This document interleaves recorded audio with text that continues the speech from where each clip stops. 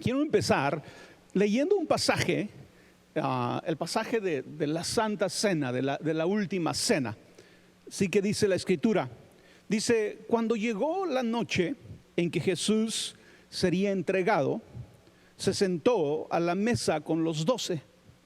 Mientras comían, tomó el pan, lo bendijo y lo partió y dio a sus discípulos y dijo: tomad, comed, este es mi cuerpo que por vosotros es partido. Haced esto en memoria de mí. Tomando también la copa y habiendo dado gracias, les dio, diciendo: bebed de ella todos, porque esto es mi sangre del nuevo pacto, que por muchos es derramada para remisión de los pecados. Haced esto en memoria de mí. Así pues, todas las veces que comieres este pan y bebieres esta copa, la muerte del Señor anuncias hasta que Él venga. Este es el pasaje de esa última cena de Jesús.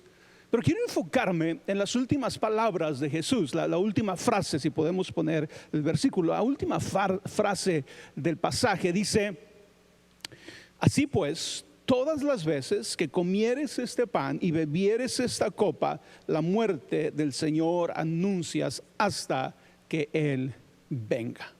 De acuerdo a estas palabras de Jesús, cada vez que tú y yo comemos la Santa Cena, anunciamos la muerte de Cristo. Pero el día de hoy yo quiero decirte que, o mejor dicho, deberíamos de anunciar la muerte de Cristo. Y no estoy contradiciendo las palabras de Jesús, ¿verdad? Jesús dice: si comes el pan, si bebes el vino y lo haces de la manera correcta, ¿verdad? No está explícito en el pasaje, pero ahorita vamos a darnos cuenta que estaba implícito. Tenemos que comer la Santa Cena de la manera correcta, para que entonces anunciemos la muerte de Cristo, ¿sí? Entonces, cada vez que tú y yo comemos, como lo vamos a hacer el día de hoy, la Santa Cena, deberíamos de anunciar la muerte de Cristo. Y déjame explicarte por qué digo deberíamos. ¿Por qué abro la puerta a que podemos comer la Santa Cena y no necesariamente anunciar la muerte de Cristo? Pablo nos habló del riesgo de participar de la ceremonia de la Santa Cena sin realmente comer la Santa Cena. Pablo nos habló del riesgo de participar físicamente del pan y del vino, de cumplir con la ceremonia de la Santa Cena, pero no sentarnos literalmente o espiritualmente a la mesa con Jesús y participar de la cena. La iglesia de Corinto hacía como que comía la Santa Cena. En otras palabras, tenían pan, tenían vino, participaban de la ceremonia. Pero Pablo les dijo: eso no es comer la cena del Señor. Wow, imagínate que tú estés participando de la ceremonia de la Santa Cena, estés tomando el pan, estés tomando la copa. Y Pablo dice: eso no es participar de la cena del Señor. Eso no es comer la cena del Señor. ¿Por qué? ¿Por qué Pablo dijo eso? ¿Por qué Pablo abre la puerta a esta posibilidad de que tú y yo exteriormente estemos comiendo el pan, tomando la copa, pero que al final eso no sea comer la cena del Señor? Por eso Pablo le dice a esta iglesia, le dice: antes de comer del pan y beber de la copa, cada uno debe preguntarse si está actuando bien o mal. Si tú y yo queremos participar verdaderamente de la Santa Cena, tenemos que examinarnos, tenemos que preguntarnos si estamos actuando bien o mal. En muchos aspectos de nuestra vida, en muchas áreas de nuestra vida. Pero Pablo tenía una área algo específico de lo que él estaba hablando. Debemos examinar nuestro corazón.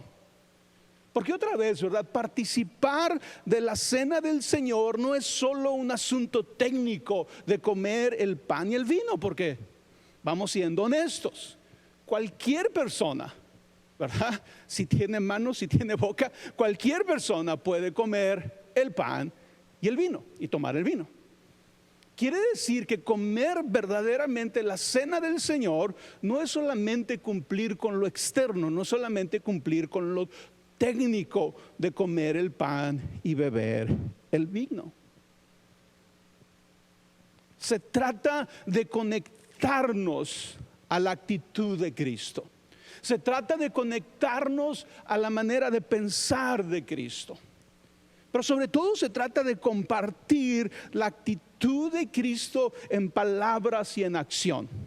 Quiere decir que cuando estamos comiendo la Santa Cena debemos de examinarnos, debemos de preguntarnos si estamos teniendo en nuestra vida las actitudes de Cristo, la manera de ser de Cristo. Ahora, no estamos hablando aquí de perfección, no estamos hablando, ¿verdad?, que ya seamos exactamente como Cristo, pero para que por lo menos tú puedas identificar en ti el deseo, la intención de tener en tu vida la actitud de Cristo. Pablo le dijo a los filipenses: tengan la misma actitud que tuvo Cristo Jesús.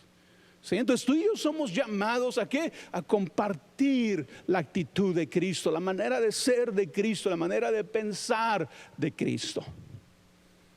Si vamos a participar verdaderamente de la cena del Señor, debe de ser con la intención de participar de la actitud de Cristo. Otra vez, no se trata solo de cumplir con lo externo, con lo técnico, de comer pan, de beber el vino.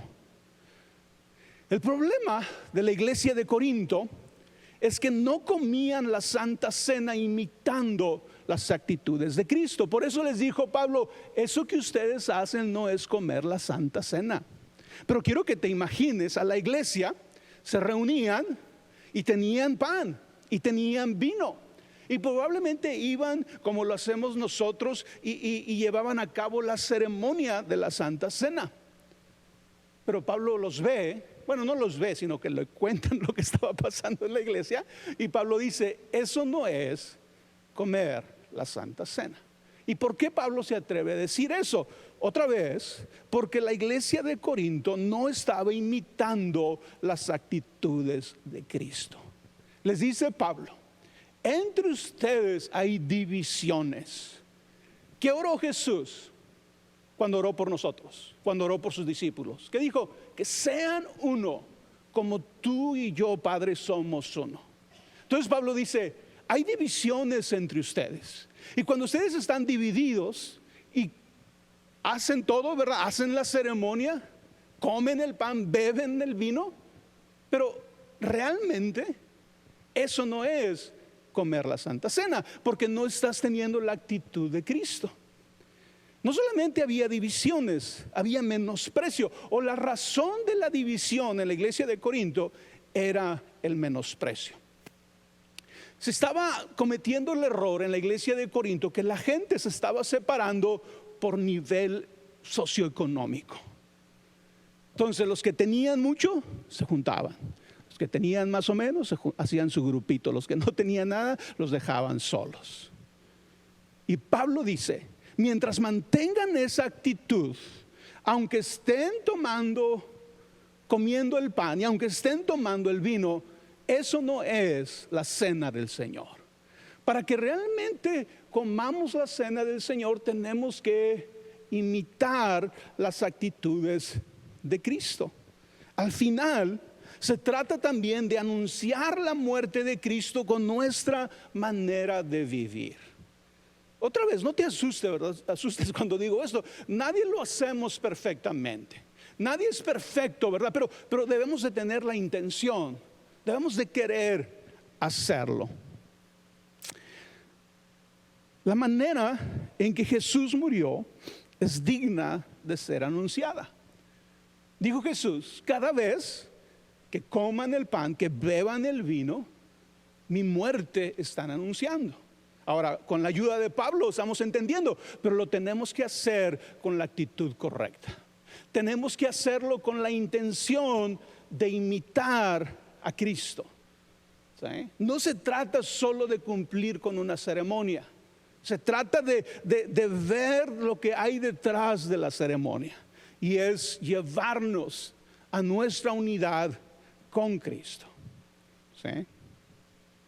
La muerte de Jesús es digna de ser anunciada. Si recuerdas la historia de la crucifixión de Jesús, recordarás que el centurión que había sido encargado, ¿verdad?, de que crucificaran a Jesús, al ver cómo murió Jesús, dijo: verdaderamente este hombre era el Hijo de Dios. Quiero que pienses por un momento en este hombre, en este centurión. Tal vez hasta ese día él no sabía nada de Jesús, no conocía a Jesús. Podemos asumir eso, ¿verdad? Puede ser que sí haya sabido, pero vamos a asumir que no lo conocía de cerca. Y es el encargado de crucificar a Jesús. Quiere decir que el único momento en el que él realmente se expone a la persona de Jesús son esas horas de su crucifixión. Pero al final de la muerte de Cristo, la conclusión de este centurión es: este verdaderamente era el Hijo de Dios. Quiere decir que la manera en que Jesús murió convenció a este hombre de que Jesús era el Hijo de Dios. Por eso decimos, ¿verdad? Por eso Jesús dijo, ¿verdad? Cada vez que ustedes coman el pan y beban el vino, mi muerte anuncian. Y la razón es porque la muerte de Cristo es digna de ser anunciada. ¿Por qué? Veamos algunas cosas que yo creo que este centurión detectó en la muerte de Cristo. Y es que Jesús murió amando. Tenía razón Jesús para morir amargado, odiando, enojado con medio mundo, con los que lo abandonaron, con los que lo estaban hiriendo. Pero él decide morir amando. Jesús murió lleno de compasión. Jesús murió pensando en los demás antes que en él. Jesús murió creyendo en la resurrección. Por eso el centurión dijo: wow, este hombre verdaderamente es el Hijo de Dios. Vio a Jesús morir no como ningún otro hombre habrá muerto, hablando de la parte de la crucifixión. Los romanos crucificaban a cientos y miles de personas. De hecho, 70 años después, cuando Jerusalén cae, se nos dice que los romanos crucificaron a miles de personas.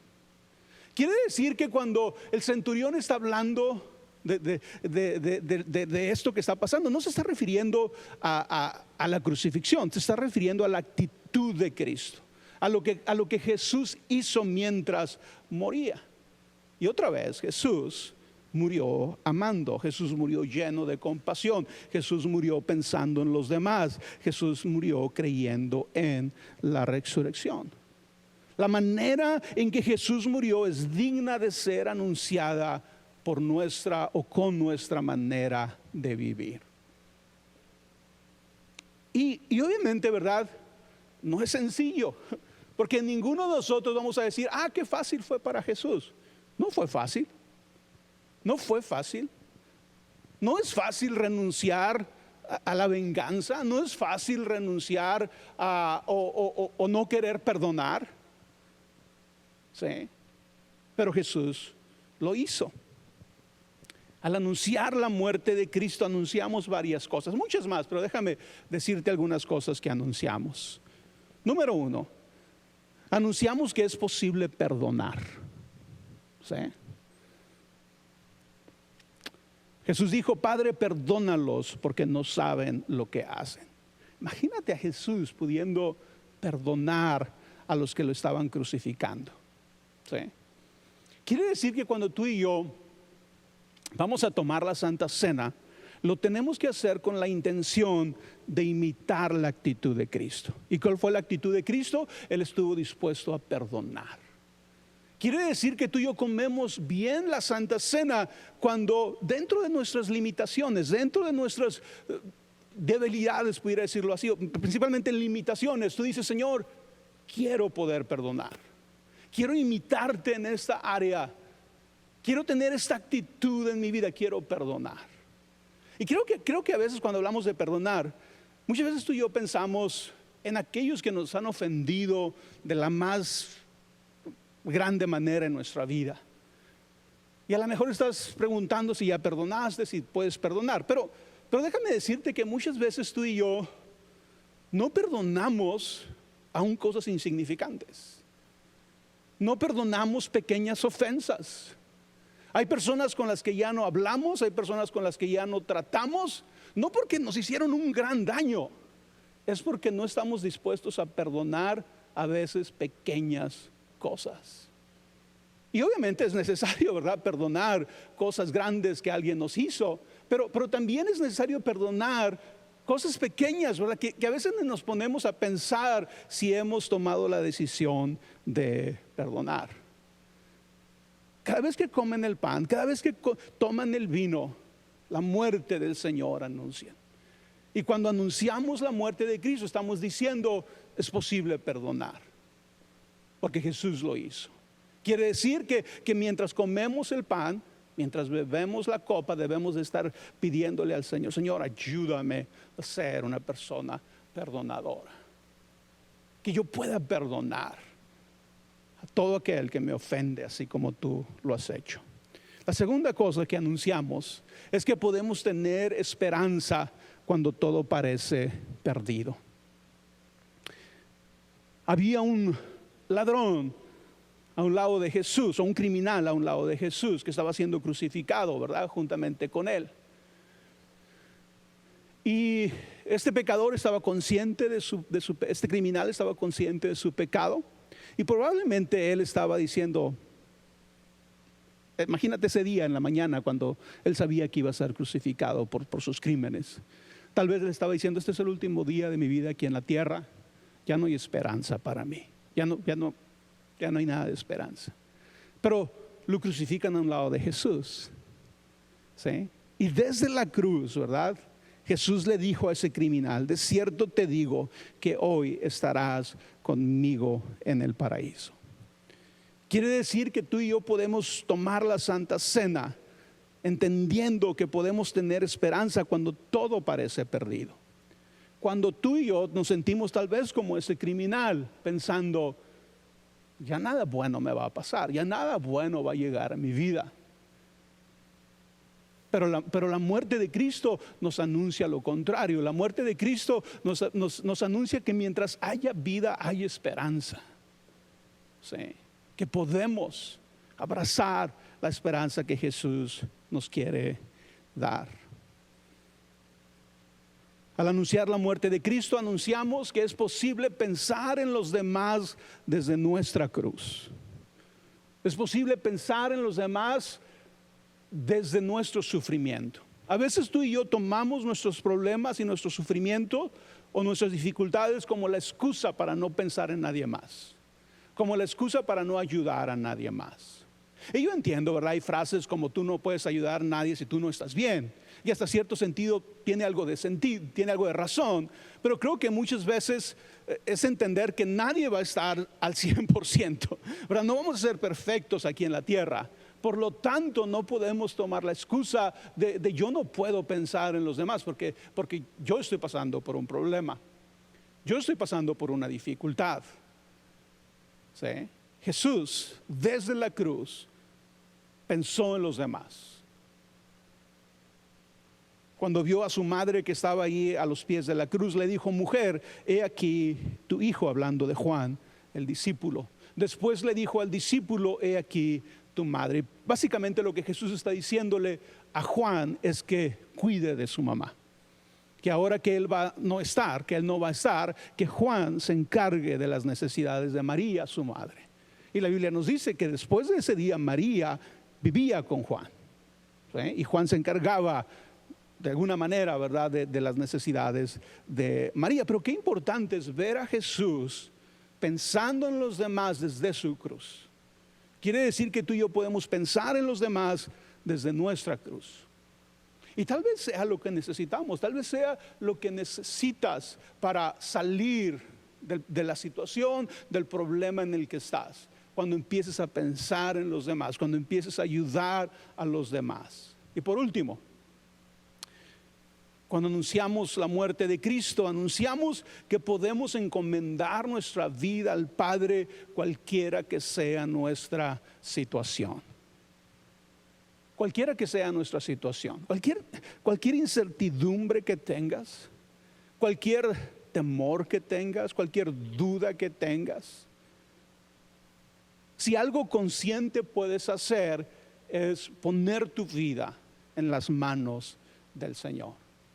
Confiar en Él. ¿Sí? Decirle, Señor, no sé exactamente qué va a pasar. No sé exactamente cómo van a suceder las cosas. Tengo estas dudas, tengo estos temores. Pero en tus manos quiero poner mi vida. Quiero confiar en ti. Desde la cruz Jesús dijo, ¿verdad? Dios mío, ¿por qué me has desamparado? Se sentía solo. Tal vez tenía dudas. Y tiene este clamor desde la cruz, pero ese no fue su último clamor. Eso no fue lo último que Jesús dijo, eso no fueron sus últimas palabras. Jesús le dijo, Padre, en tus manos encomiendo mi espíritu. En otras palabras, Padre, puedo confiar en ti.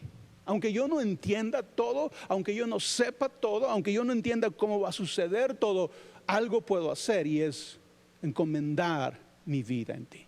Y todos pasamos por diferentes situaciones en nuestra vida donde no sabemos qué está delante de nosotros. Especialmente si estamos pasando por una dificultad. No tenemos certeza.